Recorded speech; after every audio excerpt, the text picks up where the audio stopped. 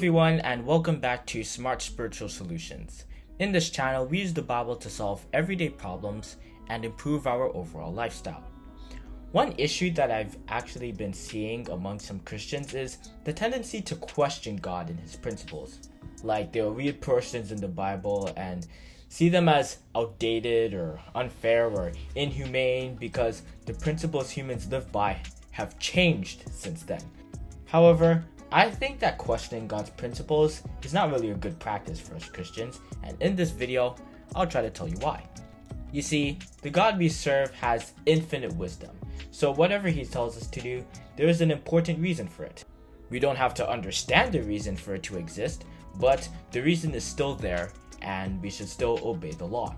In fact, questioning God is like a 3-year-old questioning his parents on what he should do. Isaiah the prophet said that God's ways are higher than our ways, and his thoughts higher than our thoughts in Isaiah chapter 55 verses 8 and 9. Thus, it's practically impossible to be successful and guide ourselves with God absent in our lives. That is why Jeremiah the prophet said, "O Lord, I know that the way of man is not in himself. It is not in man that walketh to direct his steps," as we can see in Jeremiah chapter 10 verse 23. But let me give you a real-life application of this.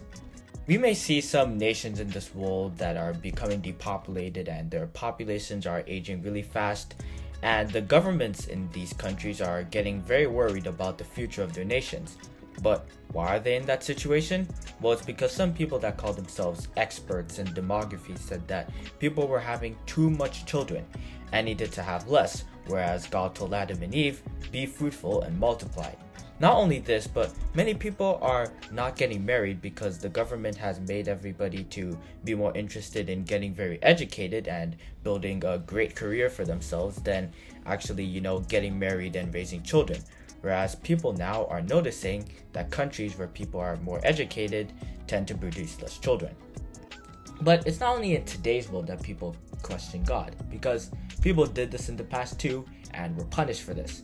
A very good example of this is what happened with King Saul in 1 Samuel chapter 15, where God told King Saul to wipe out all the Amalekites because of what they previously did to him and his people, the Israelites. However, Saul questioned God's decision and thought it wasn't just or righteous, even though God is a righteous God, to kill everybody in a town, and he thought he had a better idea. He decided to spare some of the Amalekites and their property.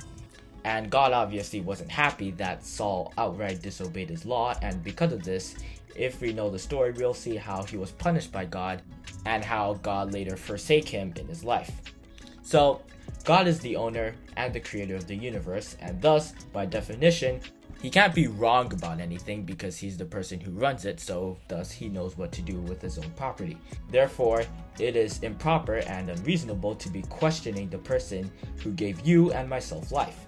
Paul made this very clear in Romans chapter 9 verse 20, where it says, "Nay, but, O man, who art thou that repliest against God?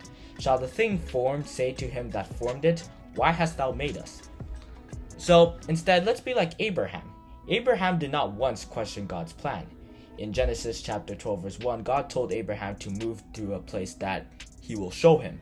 God never told him anything about this place. He didn't tell him where the place was or what the climate was like or anything like that.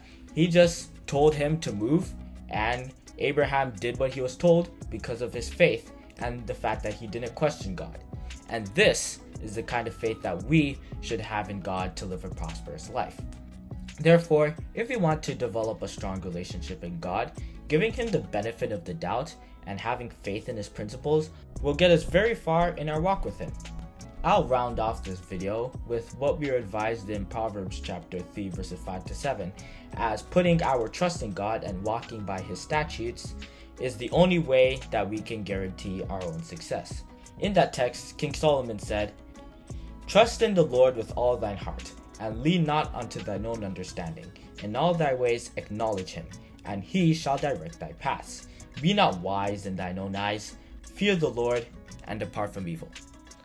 Anyway, I think this will suffice for discussing why we shouldn't question God in our lives, because to be honest, it doesn't really make any sense. But if you have enjoyed this video, I would greatly appreciate if you hit the subscribe button and also the like button, because As I always say, it will help out our channel a lot. And also to click the notification bell to see when we will post another Smart Spiritual Solution video. Anyway, have a good day, and we'll see you in the next video.